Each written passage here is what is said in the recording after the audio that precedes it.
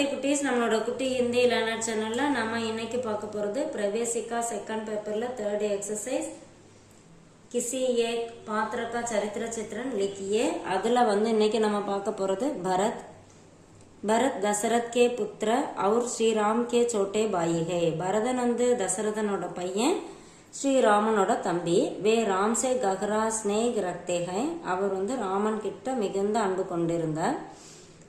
वनवास में साथ न जाकर भी 14 वर्षों तक राजसुख त्याग कर काषाय वस्त्र में तपस्या करते हैं। இவர் ராமன் கூட 14 வருஷம் காட்டுக்கு போகல, இருந்தாலும் அவர் தன்னோட ராஜ சுகங்களை எல்லாம் விட்டுட்டு அவர் என்ன பண்றாரு, ஒரு அந்த காவி ட்ரெஸ் போட்டுட்டு ஒரு காட்டு வாழ்க்கை, அதாவது தபசி மாதிரி ஒரு வாழ்க்கை வாழ்ந்துட்டு இருக்காரு, தவ வாழ்க்கை வாழ்றாரு। உன்கா பாக்கிய ஸ்வரூப், அவரோட வெளிப்புற தோற்றம் எப்படி இருக்கு அப்படின்னா, கிருஷ்ணா மிருக சர்மா அப்படின்னா அந்த மான் தோல் இருக்கு இல்லையா, அந்த மாதிரி தோல், அனிமலோட தோலை அவர் பொத்திக்கிறாரு। குஷ் ஷையா, ஷையானா படுக்கை, இப்போ அந்த புல் படுக்கை, புல்லுன்னா அந்த வைக்கோல் சொல்லணும் இல்லையா, காய்ந்த புல், அதை படுக்கையா யூஸ் பண்ணிக்கிறாரு। அடுத்தது சாந்த் சித், அதாவது ஆசை இல்லாம இருக்கிறது, அப்புறம் விரக்தியோட ஒரு பக்தியோட இந்த மாதிரி அவரோட தோற்றம் காணப்படுது, அந்த மாதிரி இருக்காரு। தர்ஷா தகைன்னு காணப்படுகிறார், அவரோட தோற்றம் வெளிப்படுகிறது அப்படின்னு சொல்றாங்க। ஆத்ம கிளானிசே பரேஷான், அதாவது குற்ற உணர்வால அவரு துன்பப்படுறாரு। பரத் ஆத்ம கிளானிசே பரேஷான்தே, அவர் குற்ற உணர்வால ரொம்ப கவலைப்பட்டு இருக்காரு, வருத்தப்பட்டு இருக்காரு। வே மந்திரியும் கோ யாத் திலாத்தே ஹை, மந்திரிகளுக்கு ஞாபகப்படுத்துறாரு எதனா, ஸ்ரீராம் கா வன்வாஸ் அக்லே தின் சமாப்த் ஹோ ரஹா ஹை, நாளைக்கு முடிவடைய போகுது, ராமனோட வனவாசம் நாளைக்கு முடிவடைய போகுது அப்படிங்கறத மந்திரிகளுக்கு ஞாபகப்படுத்துறாரு। அவர் ராஜ்கோ சுன்கே சவுப்னாகை, அதுக்கப்புறம் அந்த அரசாட்சி அவர்கிட்ட ஒப்படைக்கணும் அப்படிங்கறத मंत्रिகளுக்கு ஞாபகப்படுத்துறாரு। मंत्रियों के जाने के बाद वे खुद को दोष देते हैं कि उन्हीं के कारण श्री राम को वन जाना पड़ा। அவர் மந்திரிகள் எல்லாம் போனதுக்கு அப்புறம் தனக்கு தானே குற்றவாளியா சொல்லிக்கிறாரு, நம்மளால தானே ராமர் காட்டுக்கு போனாரு அப்படிங்கறத।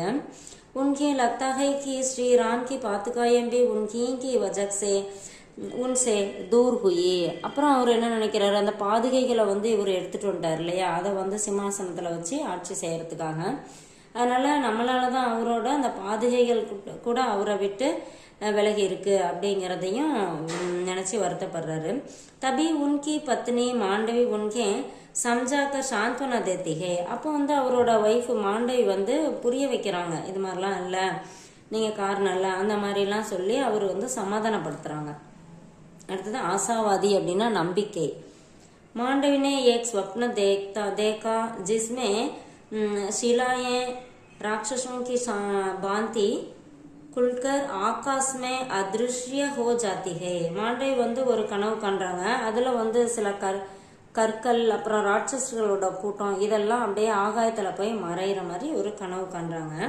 பரதிஷே संकेत मानते हुए कहते हैं कि वनवास के वर्ष भी राक्षसों की तरह समाप्त हो रहा है। இதை கேள்விப்பட்ட அந்த பரதன் என்ன சொல்றாரு, இது ஒரு நல்ல சகுனமா நினைக்கிறாரு। எப்படி ராட்சசர்கள் ஆகாயத்துல போய் மறைகிறாங்களோ அது மாதிரி இவங்களோட அந்த வனவாச வாழ்க்கை வருஷம் இருக்கு இல்லையா, அதுவும் அந்த மாதிரி மறைஞ்சிட்டு இருக்கு அப்படின்னு சொல்றாரு। ஸ்ரீராம் கே ஆகமன் पर शत्रुघ्न की शंका के बावजूद भरत निश्चय पूर्वक कहते हैं कि यह சத்திய ஹே, அதாவது இவர் சத்ருகனன் டவுட்டா சொல்றாரு, ஸ்ரீராமன் வர்றதை பத்தி டவுட்டா சொல்லும் போது கூட பரதன் என்ன சொல்றாரு, இது உண்மை, கண்டிப்பா அவரு திரும்பி வருவாரு அப்படின்னு சொல்லி நிச்சயமா உறுதியா சொல்றாரு। इससे स्पष्ट होता है कि भरत आशावादी है, இதுல நமக்கு தெளிவா தெரியுது பரதன் ஒரு நம்பிக்கையா எதையும் எதிர்பார்க்கிற ஒரு ஆள் அப்படிங்கிறது। அடுத்தது பாவுக் அப்படின்னா உணர்ச்சி மிக்க ஒரு பர்சனா இருக்காரு। हनुमान श्री राम की विजय का संदेश लेकर आते हैं कि वे सीता और लक्ष्मण के साथ अयोध्या लौट रहे हैं। हनुमान ஸ்ரீராம் வெற்றி பெற்று அவரும் லக்ஷ்மணன் சீதா 3 பேரும் அயோத்தியாவுக்கு திரும்பி வந்துட்டு இருக்காங்க அப்படிங்கிற அந்த வெற்றி செய்தியை வந்து சொல்றாரு. பரத் பாவுக் ஹோக்கர் மூர்ச்சித்து ஹோ ஜாத்தே ஹே. இதை கேள்விப்பட்டோன்னே, இதை கேட்டோடனே பரதன் என்ன பண்றாரு, ஆச்சரியத்துல அப்படியே மூர்ச்சித்து ஹோ ஜாத்தே ஹேன்னா மூர்ச்சி அடைஞ்சிடறாரு, மயக்கம் போட்டுறாரு. அந்த அளவுக்கு ஒரு நல்ல செய்தி கிடைச்ச உடனே அவருக்கு என்ன ஆயிருது, அப்படியே மயக்கம் போட்டுறாரு. அந்த அளவுக்கு அவர் உணர்ச்சி பூர்வமா இருக்காரு. அவர் ஹோஸ்மே ஆக்கர் माताओं को यह शुभ समाचार देने का आदेश देते हैं.